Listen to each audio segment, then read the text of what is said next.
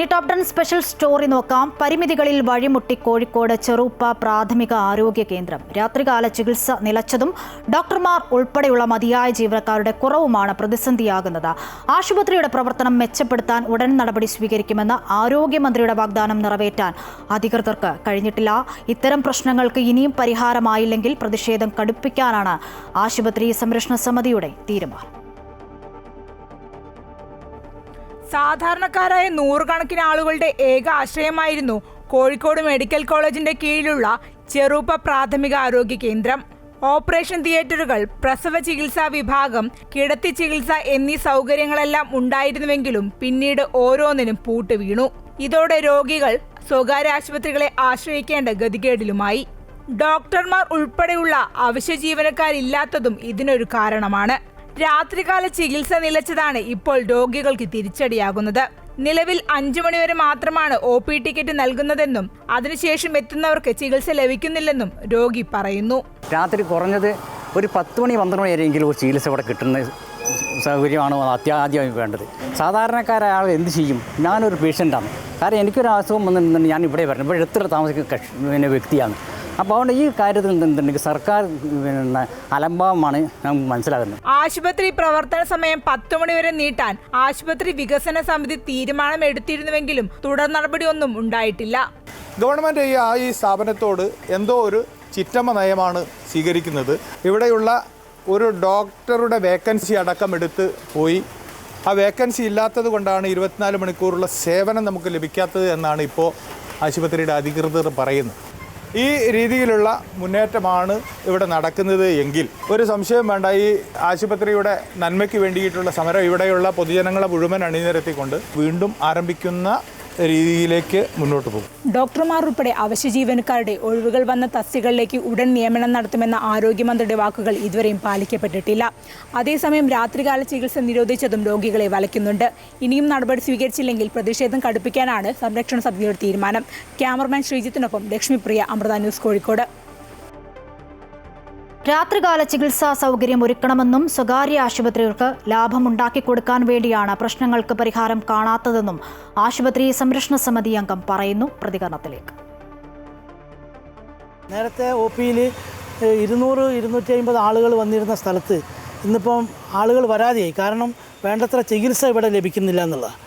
അപ്പോൾ അതുകൊണ്ട് ഉടനടി ഈ കാര്യത്തിൽ ഇടപെടാൻ വേണ്ടിക്കൊണ്ട് DMOയോടും കോഴിക്കോട് മെഡിക്കൽ കോളേജ് പ്രിൻസിപ്പാളിനോടൊക്കെ നിരവധി തവണ ആവശ്യപ്പെട്ടാണ്. പക്ഷേ എല്ലാവരും ഈ ആശുപത്രിയെ തകർക്കുക എന്നുള്ള ഒരു ലക്ഷ്യം ഇതിൻ്റെ പിന്നിലുണ്ടോ എന്ന് സംശയിക്കുക.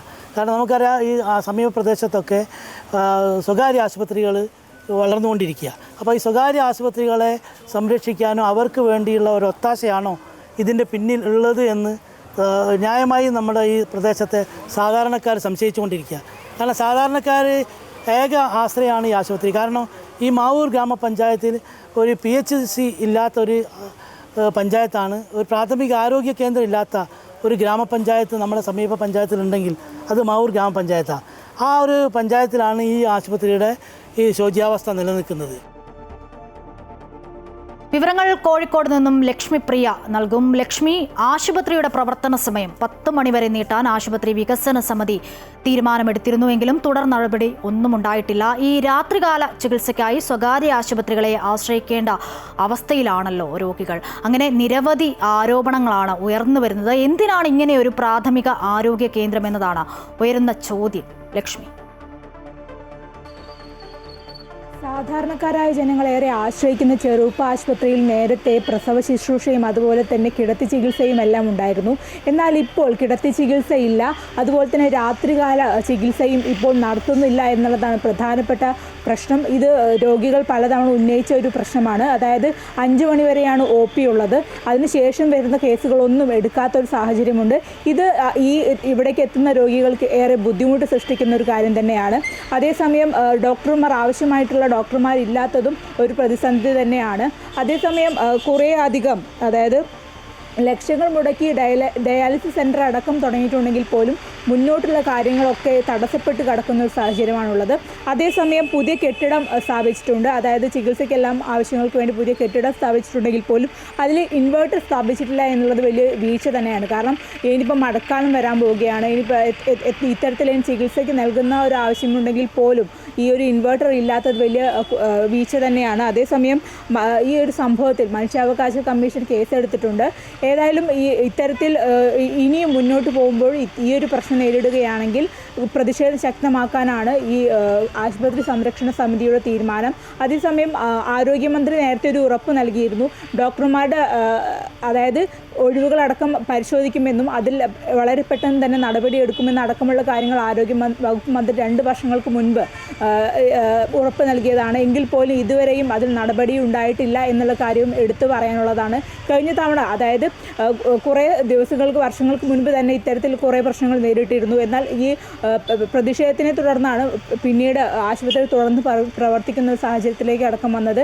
ഏതായാലും ഇനിയും കിടത്തി ചികിത്സ പോലെയുള്ള അതായത് രാത്രികാല ചികിത്സയും കൂടെ ആവശ്യപ്പെട്ടുകൊണ്ടുള്ള പ്രതിഷേധമാണ് ഇപ്പോൾ നടത്തുന്നത്. ഏതായാലും പ്രതിഷേധം കടുപ്പിക്കാൻ തന്നെയാണ് ഇവരുടെ നീക്കം. ശരി വാർത്തയുടെ വിവരങ്ങളാണ് കോഴിക്കോട് നിന്നും ലക്ഷ്മിപ്രിയ നൽകിയത്.